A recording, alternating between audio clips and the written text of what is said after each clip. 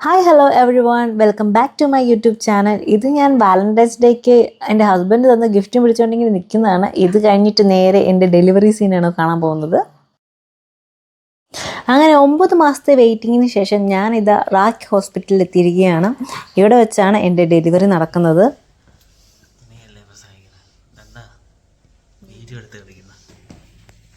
Normal delivery ആകുമെങ്കിൽ അതാവട്ടെ എന്ന് കരുതി ഞങ്ങൾ കുറേ തവണ വെയിറ്റ് ചെയ്തു. അപ്പോൾ ആദ്യം ഡോക്ടർ പറഞ്ഞിട്ടുണ്ടായിരുന്നു വാക്കിംഗ് ചെയ്യണമെന്നുള്ളത്. പ്രോപ്പറായിട്ട് വാക്കിംഗ് ചെയ്താൽ മാത്രമേ ഡെലിവറി ഈസി ആവുള്ളൂ എന്ന് പറഞ്ഞിട്ടുണ്ടായിരുന്നു. അപ്പോൾ അതിന് വേണ്ടി അങ്ങോട്ടും ഇങ്ങോട്ടും തേരാപാര നടക്കുന്നതാണ് ഈ കാഴ്ച. അങ്ങനെ നടന്നു മടുത്ത ക്ഷീണത്തിൽ ഞാനിതാ വീണ്ടും പോയി കിടക്കുകയാണ് സുഹൃത്തുക്കളെ. അപ്പോൾ ആദ്യം ആയതുകൊണ്ടും എൻ്റെ പെയിനൊക്കെ വന്നിട്ടില്ലാത്തതുകൊണ്ടും വളരെ ഹാപ്പി ആയിട്ടാണ് ഞാനിപ്പോൾ നിൽക്കുന്നത്. ഞങ്ങളൊരു വെറൈറ്റിക്ക് ബേബി മം ഫോട്ടോസൊക്കെ ഡെലിവറിക്ക് അഡ്മിറ്റ് ചെയ്തതിന് ശേഷമാണ് എടുക്കുന്നത്. ആശാരിക്ക് വീടില്ല എന്ന് പറഞ്ഞ പോലെയായിരുന്നു ഞങ്ങളുടെ അവസ്ഥ. അതുകൊണ്ട് ഫോട്ടോഷൂട്ടൊന്നും നടത്താൻ പറ്റിയില്ല. തൽക്കാലം ഇങ്ങനെയൊക്കെ വെച്ച് അഡ്ജസ്റ്റ് ചെയ്തു. ദൈവാനുഗ്രഹം കൊണ്ട് ഡെലിവറിക്ക് തൊട്ട് മുമ്പെങ്കിലും കുറച്ച് ഫോട്ടോസ് എടുത്ത് ഫോണിൽ സേവ് ചെയ്തൊക്കെ ഞങ്ങൾക്ക് സാധിച്ചു. ഇവിടെ ഞങ്ങളുടെ മെയിൻ ഫോട്ടോഗ്രാഫർ സുമി ബാബുവാണ്. അപ്പോൾ ഞങ്ങൾ പോസ് ചെയ്യുന്ന കാഴ്ചയാണിത്.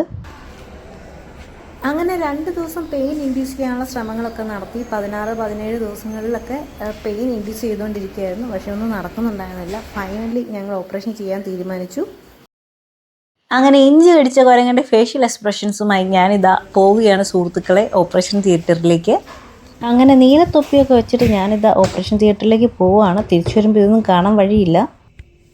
നട്ടലിന് അനസ്തേഷ്യൊക്കെ തന്നിട്ടായിരുന്നു ഓപ്പറേഷൻ ചെയ്തിട്ടുണ്ടായിരുന്നത്. അപ്പോൾ വളരെ സ്ട്രെയിറ്റ് ആയിട്ടൊക്കെ നമ്മൾ ഇരിക്കേണ്ടതുണ്ട്. അരമണിക്കൂറായിരുന്നു ഓപ്പറേഷൻ ഉണ്ടായിരുന്നത്. അത് കഴിഞ്ഞിട്ട് 1 മണിക്കൂർ നമ്മളവിടെ ബോധം തെളിയാൻ വേണ്ടി കിടത്തും. അതിനുശേഷമാണ് നമ്മൾ തിരിച്ചു കൊണ്ടുവരുന്നത്. ഏകദേശം ഒരു 12-12:30 സമയത്താണ് ഞാൻ ഓപ്പറേഷൻ തിയേറ്ററിൽ കയറിയിട്ടുണ്ടായിരുന്നത്. ഒരു 2:45 ആയപ്പോഴത്തേക്കും വാവയുണ്ടായി. അങ്ങനെ ഞാൻ തിരിച്ച് ഇവിടെ എത്തിയിട്ടുണ്ട്. ഓപ്പറേഷൻ കഴിഞ്ഞ് ഓൾമോസ്റ്റ് 3 ഡേയ്സ് ആയിരുന്നു നമുക്ക് ഹോസ്പിറ്റലിൽ സ്റ്റേ ചെയ്യേണ്ടതുണ്ടായിരുന്നത്. അങ്ങനെ 3 ദിവസമാണ് ഞാൻ ഹോസ്പിറ്റലിൽ സ്റ്റേ ചെയ്തിട്ടുണ്ടായിരുന്നത്. ഇതാണ് ഞങ്ങളുടെ ഹോസ്പിറ്റൽ, ടോയ്ലറ്റ് കാര്യങ്ങളൊക്കെ. അത്യാവശ്യം നല്ല VIP റൂം സെറ്റപ്പായിരുന്നു ഉണ്ടായിരുന്നത്. TVയും ഫ്രിഡ്ജും അതുപോലെ തന്നെ ബൈസ്റ്റാൻഡിന് നിൽക്കാനുള്ള ബെഡും എല്ലാം അവിടെ റെഡി ആയിട്ടുണ്ടായിരുന്നു. ഇതാണ് നമ്മുടെ നട്ടലിന് അനസ്തേഷ്യൊക്കെ എടുത്തിട്ട് നമ്മൾ ഓപ്പറേഷൻ ചെയ്ത് കഴിഞ്ഞ് കഴിയുമ്പോൾ നമ്മൾ ശ്രദ്ധിക്കേണ്ട ഒരുപാട് കാര്യങ്ങളുണ്ട്. ഓപ്പറേഷൻ കഴിഞ്ഞ ഉടനെ നമ്മൾ ധൃതിയിൽ ഭയങ്കര എഫേർട്ടൊക്കെ എടുത്ത് ഫോഴ്സൊക്കെ എടുത്ത് തിരികെ മറിയേ ഒന്നും ചെയ്യാൻ പാടില്ല. ഒരു ദിവസം ഫുള്ള് സ്ട്രെയിറ്റ് ആയിട്ട് നമ്മൾ കിടക്കണം. നമുക്ക് അങ്ങോട്ടും ഇങ്ങോട്ടും തിരിയാനൊന്നും പറ്റില്ല. നേരെ സ്ട്രെയിറ്റ് ആയിട്ട് കിടക്കാനാണ് സജസ്റ്റ് ചെയ്യുന്നത്. അതുകൊണ്ട് തന്നെ രാത്രിയിൽ നമ്മൾ ഉറങ്ങുമ്പോഴൊക്കെ, പ്രത്യേകിച്ച് ഓപ്പറേഷൻ കഴിഞ്ഞിട്ട് നമ്മൾ കിടന്നുറങ്ങുമ്പോൾ നമുക്ക് തിരിഞ്ഞും മറിഞ്ഞും ഒന്നും കിടക്കാൻ പറ്റാത്തതുകൊണ്ട് തന്നെ കിടന്നുറങ്ങുക എന്ന് പറയുന്നത് ഭയങ്കര ഡിഫിക്കൽട്ടായിട്ടുള്ളൊരു കാര്യമാണ്. ഈ സെക്ഷനൊക്കെ ചെയ്ത് കഴിഞ്ഞാൽ നമുക്ക് നല്ല പെയിൻ ഉണ്ടാവും.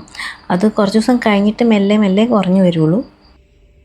ഓപ്പറേഷൻ കഴിഞ്ഞിട്ട് നമുക്ക് എഴുന്നേക്കാനും ഇരിക്കാനും ഒക്കെ എപ്പോഴും ഒരാൾ സപ്പോർട്ടില്ലാതെ സാധിക്കുകയില്ല. അത്രയ്ക്ക് പെയിൻഫുള്ളായിരിക്കും. ഓപ്പറേഷൻ കഴിഞ്ഞ് കഴിയുമ്പോൾ ഏകദേശം ഒരു 1 അവർ കൂടുമ്പോഴാണ് നമ്മൾ ബേബീനെ ഫീഡ് ചെയ്യേണ്ടത്. ബേബീനെ എടുക്കുമ്പോൾ നമ്മളെപ്പോഴും ബേബിയുടെ ഹെഡും അതുപോലെ തന്നെ ബാക്കുമാണ് നമ്മൾ സപ്പോർട്ട് ചെയ്യേണ്ടത്. 2 ദിവസം പെയിൻ ഇൻഡ്യൂസ് ചെയ്തതുകൊണ്ട് തന്നെ എനിക്ക് ഉറക്കമൊന്നും ശരിയാവുന്നുണ്ടായിരുന്നില്ല. രാത്രിയിൽ ഉടനീളം നല്ല പെയിൻഫുള്ളായിരുന്നു. അതുപോലെ തന്നെ ഫുഡും നമുക്ക് കഴിക്കാൻ പാടില്ല. ഓപ്പറേഷനൊക്കെ ചെയ്യുന്നതിന് മുമ്പോ അല്ലെങ്കിൽ ഡെലിവറിക്ക് മുമ്പായിട്ടോ ഫുഡ് കഴിച്ച് കഴിഞ്ഞിട്ടുണ്ടെങ്കിൽ അത് ഡിഫിക്കൽട്ടാവും. അതുകൊണ്ട് ഫുഡ് കഴിക്കരുതെന്നാണ് നിർദ്ദേശിക്കുക. അതുകൊണ്ട് ഞാൻ ജസ്റ്റ് ജ്യൂസ് മാത്രമൊക്കെയാണ് 2 ദിവസം കഴിച്ചിട്ടുണ്ടായിരുന്നത്. 3-ാമത്തെ ദിവസമായിരുന്നു ഓപ്പറേഷൻ. 3-ാമത്തെ ദിവസം ഓപ്പറേഷന് മുന്നും നമുക്കൊന്നും കഴിക്കാൻ പറ്റില്ല. അപ്പോൾ അതുകൊണ്ട് മൊത്തത്തിൽ പട്ടിണിയായിരുന്നു. ഓപ്പറേഷൻ കഴിഞ്ഞിട്ടാണെങ്കിലും വളരെയധികം ക്രമീകൃതമായ ആഹാരമാണ് നമുക്ക് തരുന്നത്. നമുക്കങ്ങനെ കാര്യമായിട്ടൊന്നും കഴിക്കാൻ പറ്റില്ല. എരിവും പുളിയും ഒക്കെ നമുക്ക് വളരെയധികം റെസ്ട്രിക്റ്റഡ് ആണ്. അതൊന്നും കഴിക്കാൻ പറ്റില്ല. ബ്രേക്ക്ഫാസ്റ്റായിട്ട് ഓട്സും അതുപോലെ തന്നെ ബ്രെഡ് അങ്ങനെയുള്ള സാധനങ്ങളാണ് തന്നിട്ടുണ്ടായിരുന്നത്. പിന്നെ സൂപ്പ് തരുമായിരുന്നു. ഇതൊക്കെയായിരുന്നു നമ്മുടെ മെയിൻ ഭക്ഷണം എന്ന് പറയാൻ. ഹാർഡായിട്ടുള്ള ഐറ്റംസ് എല്ലാം ഒഴിവാക്കിയിട്ടുണ്ടായിരുന്നു.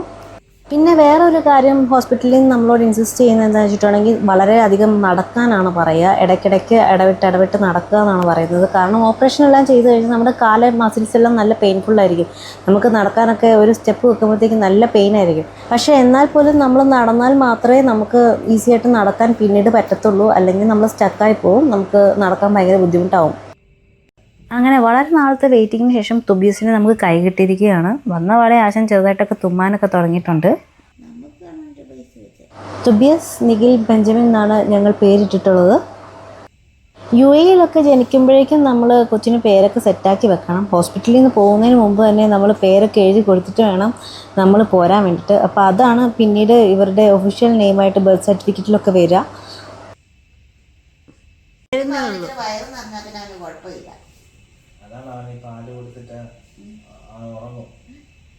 UAE-ലാണ് നമ്മുടെ കുട്ടികൾ ജനിക്കുന്നതെങ്കിൽ നമ്മൾ എടുത്തു വെക്കേണ്ട മെയിനായിട്ടുള്ള കാര്യങ്ങൾ എന്ന് പറഞ്ഞിട്ടുണ്ടെങ്കിൽ ഒന്ന് ബർത്ത് സർട്ടിഫിക്കറ്റ്, പിന്നെ passport, visa.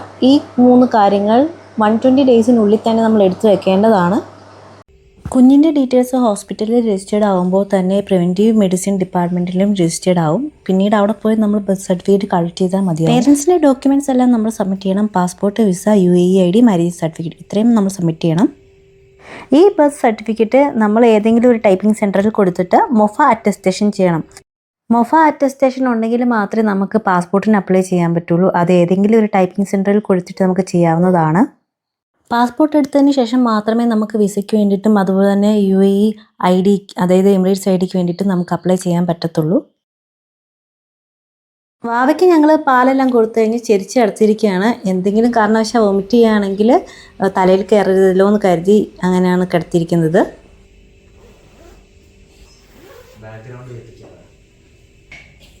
Decorations and creativity. 3-ാമത്തെ ദിവസം ഡിസ്ചാർജ് ചെയ്യാൻ പോവാന്ന് പറഞ്ഞപ്പം വീട്ടിലേക്ക് പോകാനുള്ള സന്തോഷത്തിലിരിക്കുന്നതാണ് അമ്മ. നിഖിലാണെങ്കിൽ വാവയുടെ ഫോട്ടോ എടുക്കണമെന്നും പറഞ്ഞ് ഫ്ലവറൊക്കെ വെച്ച് ഡെക്കറേറ്റ് ചെയ്യുന്നുണ്ട്. അങ്ങനെ ഫോട്ടോഷൂട്ടെല്ലാം കഴിഞ്ഞ് ഫുഡൊക്കെ കഴിച്ചിട്ട് പോകാനായിരുന്നു ഞങ്ങളുടെ പ്ലാൻ. അപ്പോൾ ഓൾറെഡി ഫുഡെല്ലാം വന്നിട്ടുണ്ട്. ഹോസ്പിറ്റൽ ക്യാൻറ്റീനിൽ നിന്നായിരുന്നു ഫുഡ് പ്രൊവൈഡ് ചെയ്തിട്ടുണ്ടായിരുന്നത്. ഞങ്ങളൊരു ആപ്പിൾ ജ്യൂസും മാംഗോ ജ്യൂസും ഓർഡർ ചെയ്തിട്ടുണ്ട്, കൂടെ ഒരു ബിരിയാണിയും. ഇത് അവർക്ക് കഴിക്കാൻ വേണ്ടിയിട്ടാണ് ഓർഡർ ചെയ്തത്. എൻ്റെ ഫുഡ് ഇതൊന്നും അല്ല. അവരുടെ ഫുഡ് ഡെക്കറേഷനും പ്രസൻറ്റേഷനും ഒക്കെ നല്ല രസമുണ്ടായിരുന്നു കാണാൻ വേണ്ടിയിട്ട്. അപ്പോൾ അതുകൊണ്ട് അതിൻ്റെ വീഡിയോസൊക്കെ എടുത്താണ്. ഇതാണ് എൻ്റെ ഫുഡ് ഐറ്റംസ്. പ്ലെയിൻ റൈസും ഒരു ചിക്കനും ആണ് ഉള്ളത്, പിന്നെ കുറച്ച് വെജിറ്റബിൾസും. ഇതൊക്കെ ഞാൻ എങ്ങനെ കഴിച്ചു എന്ന് എനിക്ക് തന്നെ അറിയില്ല.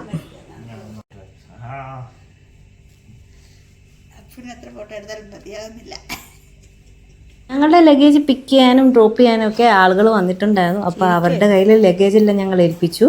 ഓപ്പറേഷൻ കഴിഞ്ഞ ഉടനെ നടക്കാനൊക്കെ നമുക്ക് നല്ല പെയിൻ ഉള്ളത് കൊണ്ട് എനിക്ക് അവരൊരു വീൽ ചെയർ അറേഞ്ച് ചെയ്ത് തന്നു. കുഞ്ഞിനെ നിഖിലാണ് കയ്യിൽ പിടിച്ചിട്ടുണ്ടായിരുന്നത്. ഞങ്ങളങ്ങനെ ഹോസ്പിറ്റലിൻ്റെ ഞങ്ങളുടെ റൂമിൻ്റെ പുറത്തെത്തി.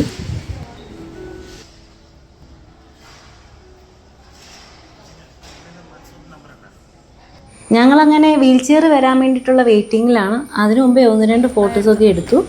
ഹോസ്പിറ്റലിൻ്റെ ഇൻറ്റീരിയറും കാര്യങ്ങളൊക്കെ കാണാൻ വേണ്ടി നല്ല ഭംഗിയുണ്ടായിരുന്നു. അത് ഞാൻ നിങ്ങളെ ഒന്ന് കാണിച്ചു തരാം.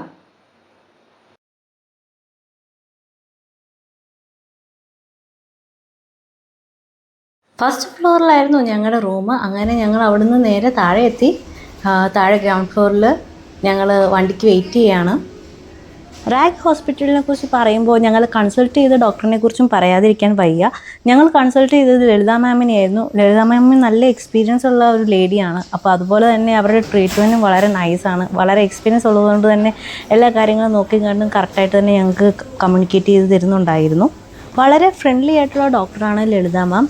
അവർ തമിഴൊക്കെ സംസാരിക്കാറുണ്ട്, മലയാളവും അവർക്ക് മനസ്സിലാകും. അതുകൊണ്ട് കമ്മ്യൂണിക്കേറ്റ് ചെയ്യാനൊന്നും നമുക്ക് വലിയ ബുദ്ധിമുട്ടുണ്ടായിരുന്നില്ല.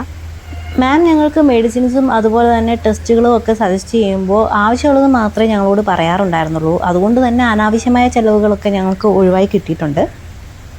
അങ്ങനെ റാഗ് ഹോസ്പിറ്റലിൽ നിന്ന് ഞങ്ങൾ പോവുകയാണ്. ഞങ്ങൾക്ക് പോകാനുള്ള വണ്ടി എത്തി. ഞങ്ങൾ വണ്ടിയിൽ കയറുകയാണ്.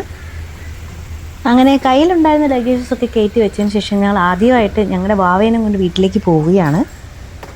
ഹോസ്പിറ്റലിൽ നിന്ന് ഏതാണ്ടൊരു ½ ആൻ അവർ ജേർണി ഉണ്ട് ഞങ്ങളുടെ വീട്ടിലേക്ക്. ഹോസ്പിറ്റലിൽ പോകുമ്പോൾ നോർമലി ബേബിയുടെ ബാക്ക് പാക്കിങ്ങിനെ കുറിച്ച് മാത്രമേ എല്ലാവരും സംസാരിക്കാറുള്ളൂ. അമ്മമാരെപ്പോഴും ബാക്ക് പാക്ക് ചെയ്യുമ്പോൾ ഒരു അഡൽട്ട് ഡയപ്പർ കയ്യിൽ കരുതേണ്ടതാണ്. കാരണം ബ്ലീഡിങ് ഉണ്ടാവും. നോർമൽ ഡെലിവറി ആണെങ്കിലും C-സെക്ഷൻ ആണെങ്കിലും ഡെലിവറിക്ക് ശേഷം ബ്ലീഡിങ് ഉണ്ടാവും. സോ ഒരു അഡൽട്ട് ഡയപ്പർ കയ്യിൽ കരുതിയാൽ നമുക്കത് കംഫർട്ടബിളായിട്ട് യൂസ് ചെയ്യാൻ പറ്റുന്നതായിരിക്കും. അങ്ങനെ നമ്മൾ ബിൽഡിങ്ങിന് മുമ്പിൽ എത്തിയിട്ടുണ്ട്. 17th ബിൽഡിങ്ങാണ് നമ്മുടേത്. അങ്ങനെ നമ്മൾ പുറത്തേക്ക് ഇറങ്ങി ഉള്ളിലേക്ക് കയറാൻ വേണ്ടിയിട്ടുള്ള പരിപാടികൾ നോക്കുകയാണ്. വാവനെ കൊണ്ട് വീട്ടിൽ ചെല്ലുമ്പോൾ റഫേൽ എങ്ങനെ റിയാക്ട് ചെയ്യും എന്നറിയാൻ വേണ്ടിയിട്ടായിരുന്നു ഞങ്ങളെല്ലാവരും ക്യൂരിയസ് ആയിട്ട് ഇരുന്നുകൊണ്ടിരുന്നത്. ഹോസ്പിറ്റലിൽ നിന്ന് വാവയുടെ ഒരു ക്ലോത്ത് കൊണ്ടുപോയിട്ട് റഫേലിന് സ്മെല്ല് ചെയ്യാൻ കൊടുത്തിട്ടുണ്ടായിരുന്നു. വീട്ടിൽ കൊണ്ടുപോകുന്നതിന് മുമ്പ് തന്നെ ഫെമിലിയർ ആവാൻ വേണ്ടിയിട്ടാണ് അങ്ങനെ ചെയ്തിട്ടുണ്ടായിരുന്നത്. ഞങ്ങളങ്ങനെ മെല്ലെ ലിഫ്റ്റിലൊക്കെ കയറി. അങ്ങനെ ഫൈനലി നമ്മൾ വീട്ടിലെത്തി. കുറച്ച് ദൂരം നടക്കാനുണ്ട് നമ്മുടെ ഫ്ലാറ്റിലേക്ക്. നമ്മൾ കുറേ നേരം പുറത്ത് പോയിട്ട് തിരിച്ചു വരുമ്പോൾ നമ്മളിതുവരെ കാണാതിരിക്കുന്നതിൻ്റെ ഒരു പരാക്രമമൊക്കെ റഫേൽ എപ്പോഴും കാണിക്കാറുണ്ട്. അവനെ കണ്ടപ്പോൾ എന്താണെന്ന് അവന് നോക്കണം, അതിൻ്റെ പരാക്രമമാണ് ഈ കാണുന്നത്. അങ്ങനെ റഫേൽ ഓടി വന്ന് നമ്മുടെ വാവനൊക്കെ മണത്തൊക്കെ നോക്കുന്നുണ്ടായിരുന്നു. അപ്പോൾ ഞങ്ങൾ കൊച്ചു വ്ളോഗ് ഞങ്ങളിവിടെ വൈൻഡപ്പ് ചെയ്യുകയാണ്. വീണ്ടും അടുത്ത വ്ളോഗുമായി കാണുന്നവരേക്കും ബൈ.